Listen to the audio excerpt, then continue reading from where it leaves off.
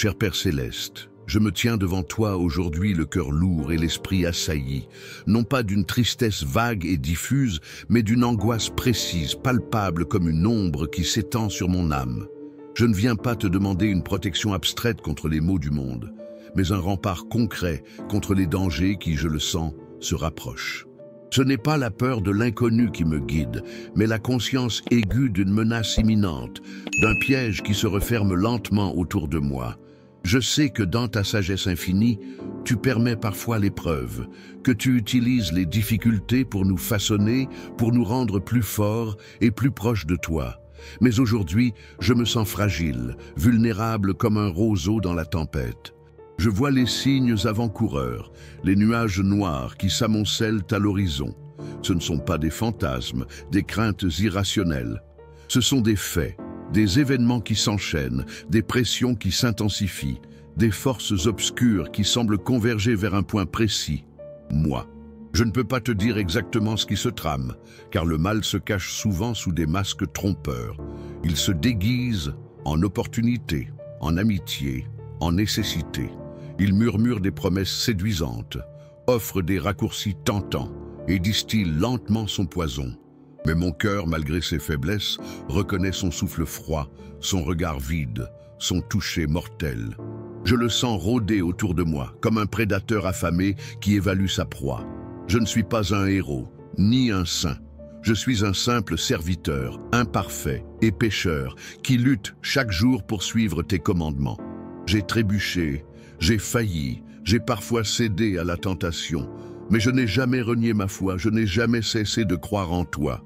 Et aujourd'hui, plus que jamais, j'ai besoin de ton aide, de ta force, de ta protection. Je ne te demande pas de me soustraire à l'épreuve, mais de me donner la grâce de la surmonter. Je sais que tu es le Dieu de l'impossible, celui qui a ouvert la mer Rouge, celui qui a ressuscité Lazare, celui qui a vaincu la mort. Je crois en ton pouvoir infini, en ta miséricorde infinie. Mais je sais aussi que tu respectes notre libre arbitre, que tu ne forces personne à te suivre, que tu laisses le mal agir pour mettre notre foi à l'épreuve.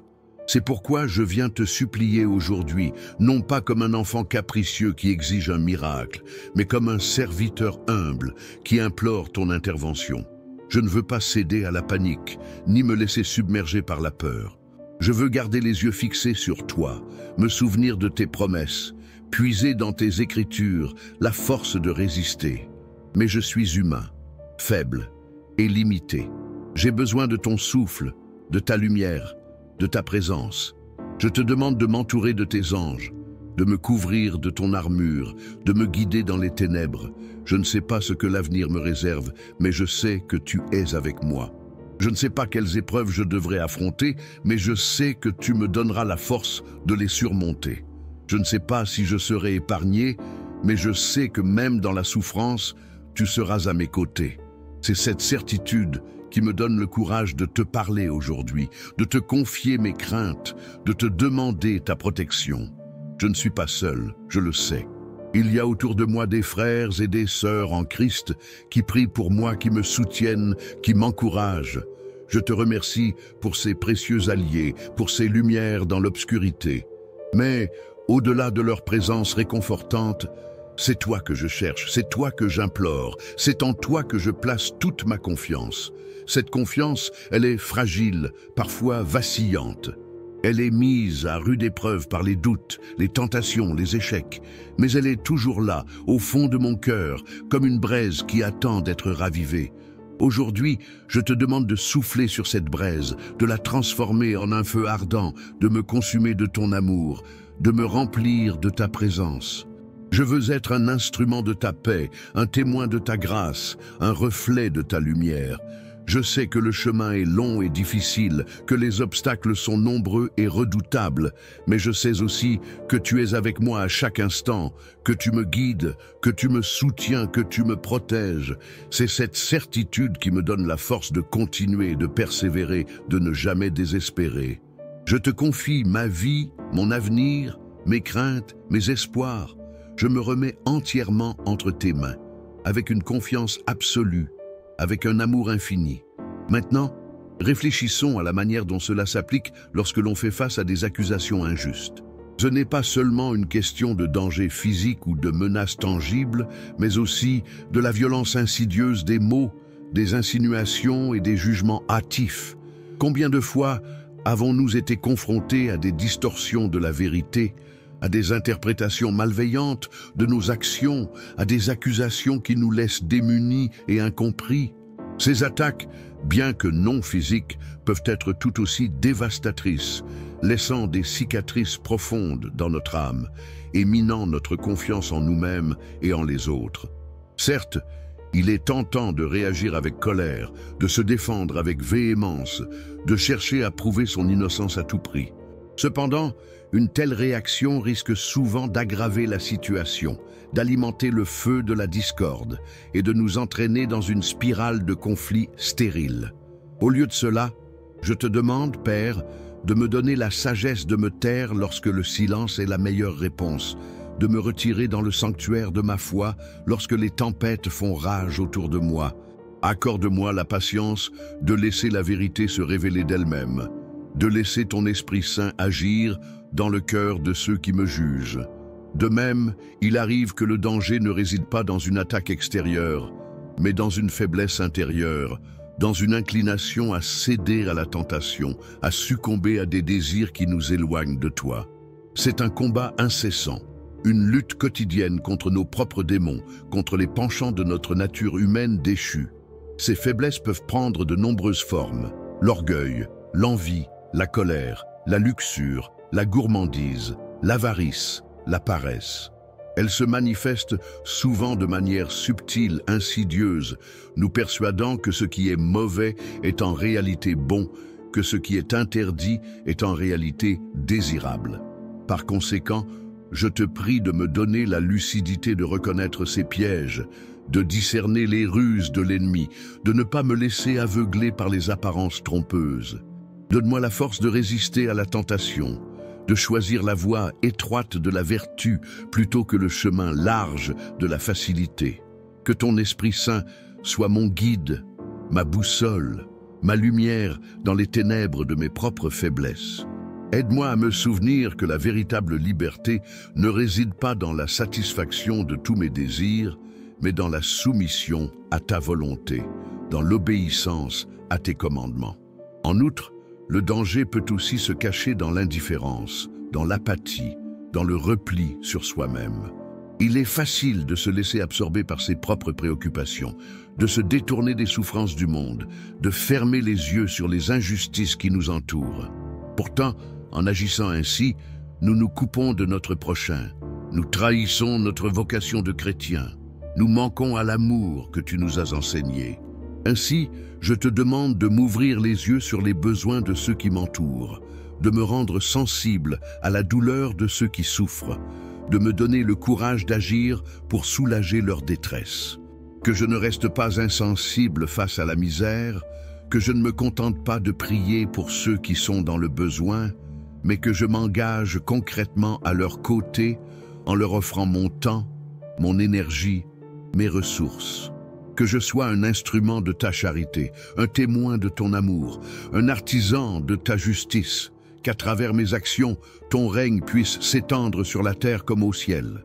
D'ailleurs, il faut considérer que la protection que je te demande ne concerne pas seulement ma personne, mais aussi ceux que j'aime, ma famille, mes amis, mes proches. Je te les confie, Père, avec une confiance absolue. Veille sur eux, protège-les des dangers qui les menacent, guide-les sur le chemin de la vérité et de la vie. Qu'ils puissent trouver en toi un refuge sûr, un roc inébranlable, une source inépuisable de force et de consolation. En outre, il est impératif d'évoquer ici la protection contre les dangers spirituels, ces forces invisibles qui cherchent à nous détourner de ta voie, à semer le doute dans nos cœurs, à nous entraîner vers le péché. Il ne s'agit pas seulement de reconnaître l'existence du mal, mais de comprendre ses méthodes, ses subterfuges, ses masques trompeurs. Le malin ne se présente rarement sous son vrai visage. Il préfère se déguiser en ange de lumière, en conseiller bienveillant, en ami sincère. Ils murmurent des mensonges à nos oreilles, flattent notre orgueil, attisent nos passions et nous persuadent peu à peu de nous éloigner de la vérité. Dès lors, je te supplie de m'accorder le discernement spirituel, cette capacité à distinguer le vrai du faux, le bien du mal, la lumière des ténèbres. Que je ne me laisse pas séduire par les apparences, que je ne me contente pas de ce qui brille à l'extérieur, mais que je cherche à pénétrer au cœur des choses, à démasquer les intentions cachées, à reconnaître les pièges subtils. Donne-moi la vigilance nécessaire pour ne pas me laisser surprendre par les attaques sournoises, pour anticiper les manœuvres de l'ennemi, pour déjouer ses plans machiavéliques. Par ailleurs, il est essentiel de considérer la protection contre les faux prophètes, ces manipulateurs qui utilisent ton nom pour servir leurs propres intérêts, pour tromper les fidèles, pour semer la division.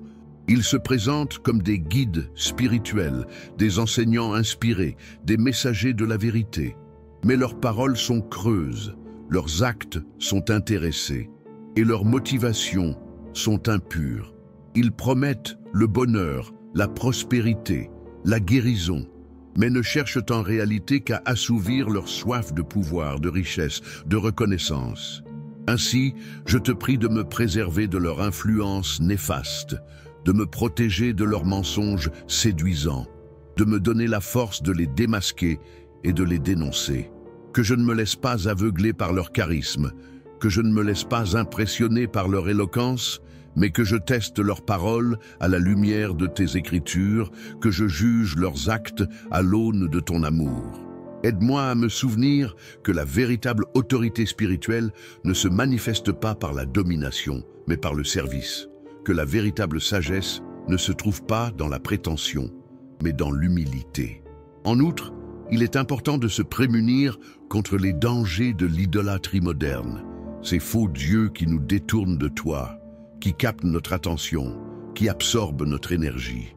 Il ne s'agit pas seulement d'adorer des statues ou des images, mais de placer notre confiance dans des choses matérielles, dans des valeurs mondaines, dans des plaisirs éphémères.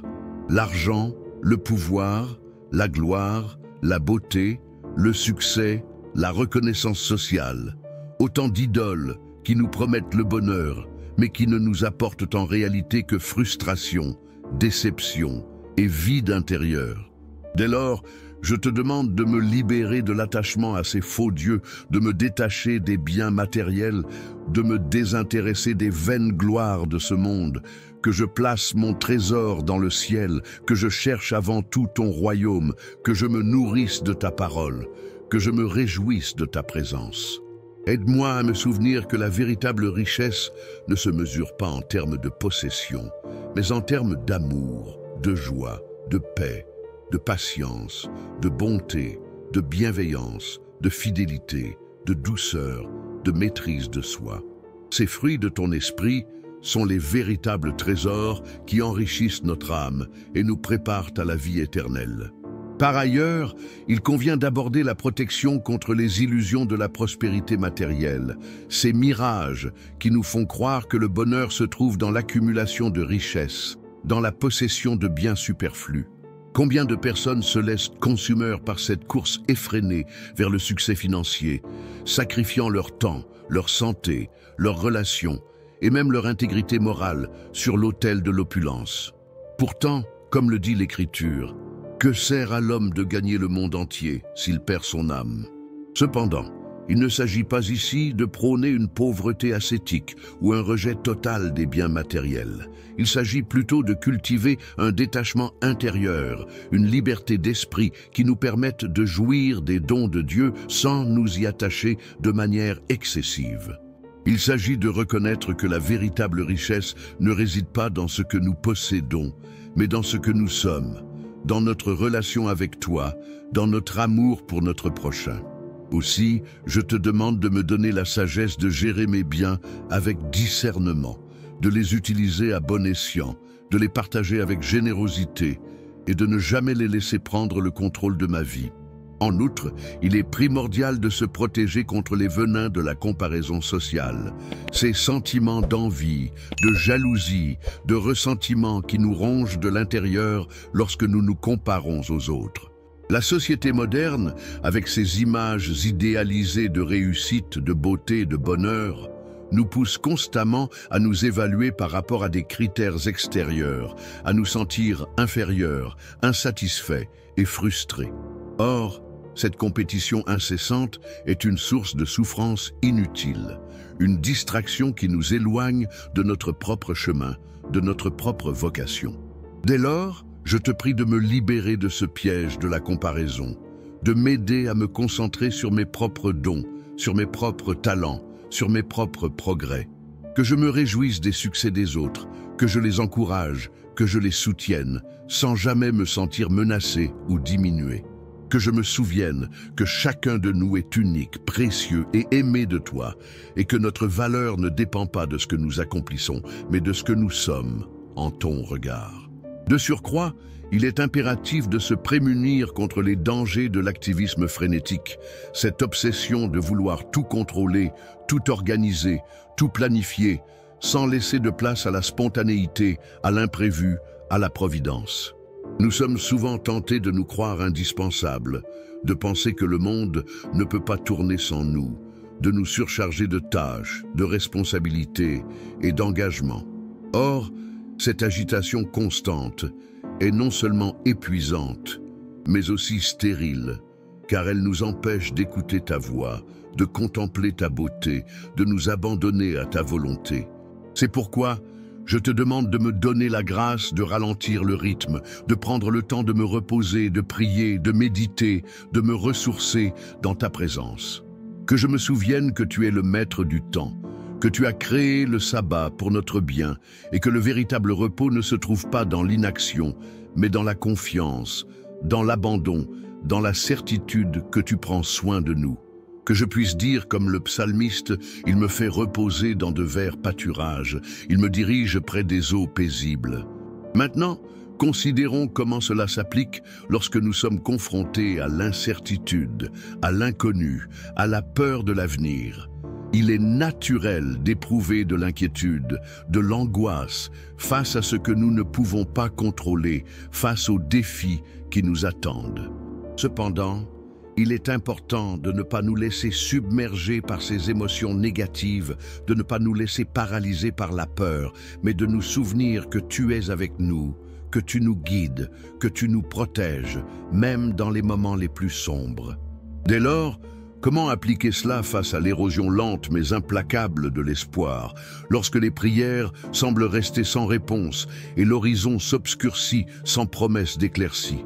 Il ne s'agit plus ici d'un danger immédiat, d'une menace définie, mais d'une usure progressive, d'une attrition de la foi qui peut, à terme, nous laisser désemparés et désillusionnés. Cette épreuve sournoise est d'autant plus redoutable qu'elle s'installe discrètement, telle une rouille qui s'attaque au métal, corrodant notre assurance et notre enthousiasme. Pour autant, il est crucial de ne pas confondre cette épreuve avec un abandon divin. Loin d'être un signe de désintérêt de ta part, elle peut au contraire être une invitation à approfondir notre relation avec toi, à purifier notre foi de ses scories et à découvrir une forme de confiance plus mature et plus résiliente. En effet, c'est souvent dans l'aridité spirituelle que nous puisons les ressources insoupçonnées, qui nous permettent de persévérer et de témoigner de ton amour, même dans les moments les plus sombres. Songeons à l'olivier, qui ne donne ses meilleurs fruits qu'après avoir été taillé sévèrement. Par conséquent, je te prie de me donner la persévérance nécessaire pour ne pas céder au découragement, pour continuer à prier avec ferveur, même lorsque les réponses tardent à venir. Accorde-moi la patience d'attendre ton heure, de te faire confiance, même lorsque je ne comprends pas tes desseins, que je puisse dire avec Job: « Voici, il me tuera. Je n'ai rien à espérer, mais je défendrai ma conduite devant lui. » Cependant, il est également essentiel de se protéger contre les illusions du perfectionnisme spirituel, cette quête impossible d'une sainteté immaculée qui nous conduit souvent à nous juger sévèrement, à nous accabler de reproches et à nous décourager de progresser. Nous sommes tous pécheurs, imparfaits et sujets à l'erreur. C'est précisément notre vulnérabilité qui nous rend dépendants de ta grâce et qui nous invite à nous tourner vers toi avec humilité et repentance. De fait, je te demande de me libérer de cette obsession du perfectionnisme, de m'aider à accepter mes limites et à me pardonner mes erreurs. Que je me souvienne que ta miséricorde est infinie et que ton amour est inconditionnel. Aide-moi à me concentrer sur mes progrès, sur les petites victoires que je remporte chaque jour, plutôt que sur mes échecs et mes imperfections. Que je puisse dire avec Paul, je n'ai pas que j'ai déjà remporté le prix ou que j'ai déjà atteint la perfection, mais je cours pour tâcher de le saisir, puisque moi aussi j'ai été saisi par Jésus-Christ. Qui plus est, il faut se prémunir contre les dangers de l'isolement spirituel, cette tendance à se replier sur soi-même, à se couper des autres, à cesser de partager sa foi et à recevoir le soutien de la communauté chrétienne. L'Église est le corps du Christ, et chacun de ses membres a besoin des autres pour grandir, pour s'épanouir et pour résister aux épreuves. Ainsi, je te prie de me donner la force de sortir de mon isolement, de rechercher la communion fraternelle, de partager mes joies et mes peines avec mes frères et sœurs en Christ. Que je puisse trouver en eux un réconfort, un encouragement et un soutien spirituel. Aide-moi à me souvenir que nous sommes tous membres d'un même corps et que lorsque l'un souffre, tous souffrent avec lui. Aussi, il est bon d'évoquer la protection contre les dangers de la complaisance, ce relâchement de la vigilance, cette perte de la ferveur spirituelle qui nous guette lorsque tout semble aller bien et que nous nous sentons en sécurité. C'est précisément dans ces moments de calme apparent que le malin peut nous attaquer avec le plus d'efficacité, profitant de notre inattention et de notre manque de préparation.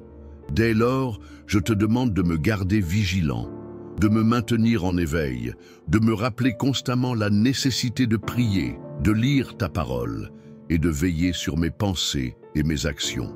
Que je ne me laisse jamais endormir par les illusions du confort et de la sécurité, mais que je reste toujours prêt à combattre le bon combat de la foi. Penchons-nous à présent sur la protection contre les pièges de la pensée collective, ces courants d'opinion dominants qui peuvent nous entraîner à renoncer à notre propre jugement, à adopter des idées préconçues, voire à cautionner des injustices. Il est si facile de se laisser bercer par le consensus général, de craindre le regard des autres, de préférer le confort de l'approbation à l'inconfort de la dissidence. Pourtant, l'histoire nous enseigne que les foules peuvent se tromper, que les majorités peuvent opprimer, et que la vérité peut parfois se trouver chez ceux qui osent nager à contre-courant. Dès lors, je te demande de me donner le courage de penser par moi-même, de remettre en question les idées reçues, de ne pas me laisser influencer par la pression sociale ou médiatique. Accorde-moi la lucidité de discerner les manipulations, les propagandes, les discours fallacieux qui cherchent à instrumentaliser mes émotions et à pervertir mon jugement.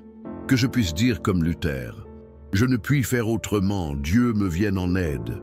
Par ailleurs, il est capital de se prémunir contre les séductions du relativisme moral, cette doctrine insidieuse qui nie l'existence de vérités objectives, qui prétend que toutes les opinions se valent et qui justifie ainsi toutes les transgressions. Le relativisme, sous couvert de tolérance et d'ouverture d'esprit, conduit en réalité à l'anarchie, à la confusion des valeurs et à la perte de tout repère moral. Sans boussole, l'homme erre à la dérive, incapable de distinguer le bien du mal, le juste de l'injuste.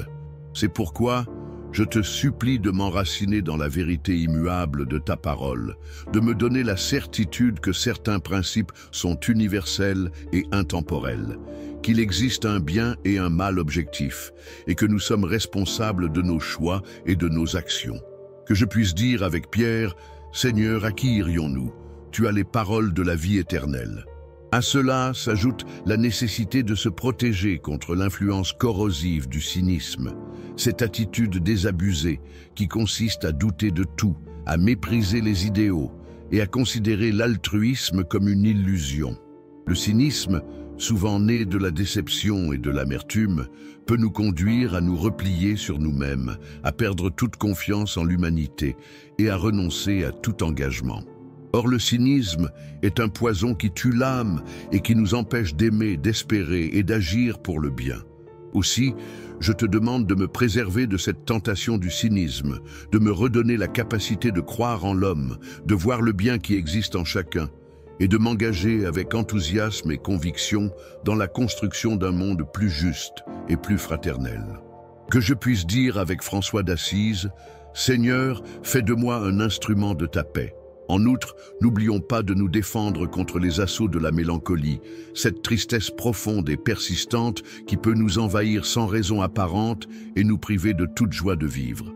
La mélancolie, souvent liée à un sentiment de perte, de solitude ou d'inutilité, peut nous conduire à nous isoler, à négliger notre santé et à perdre tout intérêt pour le monde qui nous entoure. Elle se nourrit de nos regrets, de nos remords et de nos blessures passées. C'est pourquoi je te prie de me consoler dans mes moments de tristesse, de me guérir de mes blessures intérieures et de me remplir de ton amour et de ta paix. Accorde-moi la force de pardonner à ceux qui m'ont fait du mal, de me pardonner à moi-même mes erreurs et de regarder l'avenir avec confiance et espérance. Que je puisse dire avec David, « L'Éternel est mon berger, je ne manquerai de rien ». En contemplant le chemin parcouru, il devient manifeste que la quête de protection, bien plus qu'une simple demande d'abri contre les aléas du monde, se révèle être une exploration profonde des méandres de l'âme humaine. Chaque supplique, chaque invocation, a tissé un fil invisible reliant nos peurs les plus viscérales à notre aspiration la plus ardente, celle de vivre une existence alignée sur la volonté divine. Loin d'être une énumération disparate de dangers à conjurer, ces réflexions convergent vers une prise de conscience aiguë de notre vulnérabilité intrinsèque, de notre besoin constant d'une force supérieure pour nous guider et nous soutenir. Cette odyssée spirituelle, tel un fleuve sinueux, a traversé des paysages variés, tantôt luxuriants, tantôt arides, mais toujours empreints d'une beauté singulière. Nous avons exploré les sommets vertigineux de la foi, où la confiance en Dieu est inébranlable, mais aussi les vallées sombres du doute, où la tentation de succomber au désespoir est omniprésente. À chaque étape, nous avons été confrontés à des choix cruciaux, à des bifurcations qui ont mis à l'épreuve notre détermination et notre engagement. Le fil conducteur de cette exploration réside dans la transformation intérieure qu'elle engendre. Il ne s'agit pas seulement d'éviter les écueils et de se prémunir contre les menaces, mais de se laisser façonner par les épreuves, de se laisser purifier par le feu de la tribulation. Chaque difficulté surmontée, chaque tentation vaincue, chaque épreuve traversée nous rapproche un peu plus de notre véritable essence, de notre vocation profonde. Ainsi, la protection divine ne se manifeste pas tant comme un bouclier impénétrable que comme une force intérieure qui nous permet de transcender nos limites et de devenir la meilleure version de nous-mêmes. À l'approche du terme de cette méditation, il est essentiel de saisir que la véritable sécurité ne réside pas dans l'absence de danger, mais dans la présence de Dieu. Tel un phare dans la nuit, sa lumière nous guide à travers les tempêtes de la vie, nous indiquant le chemin à suivre et nous assurant que nous ne sommes jamais seuls. Cette conviction, ancrée au plus profond de notre être, est la clé qui nous permet de transformer la peur en courage, le doute en certitude et le désespoir en espérance. En considérant ce voyage spirituel, on réalise que la demande de protection n'est pas une fin en soi, mais un point de départ. Elle nous invite à une introspection profonde, à une remise en question permanente, à une transformation radicale de notre regard sur le monde et sur nous-mêmes. Elle nous pousse à sortir de notre zone de confort, à prendre des risques, à nous engager avec audace et générosité dans la construction d'un monde plus juste et plus fraternel. C'est dans cette action, dans ce don de soi, que nous trouvons la véritable protection, la véritable joie et la véritable plénitude. Ainsi, au terme de cette quête introspective, émerge une vérité fondamentale. La sauvegarde véritable ne réside point dans une absence illusoire de toute épreuve, mais dans l'acquiescement à une présence divine immuable au cœur même de l'adversité. Il ne s'agit point tant de se barricader contre les tempêtes de l'existence que d'apprendre à naviguer avec grâce et résilience, guidé par le phare indéfectible de la foi. Cette dernière, loin d'être une simple conviction intellectuelle, se révèle être une force vive, une source d'énergie inépuisable qui nous permet de transcender nos limites et d'embrasser notre vocation avec audace et compassion.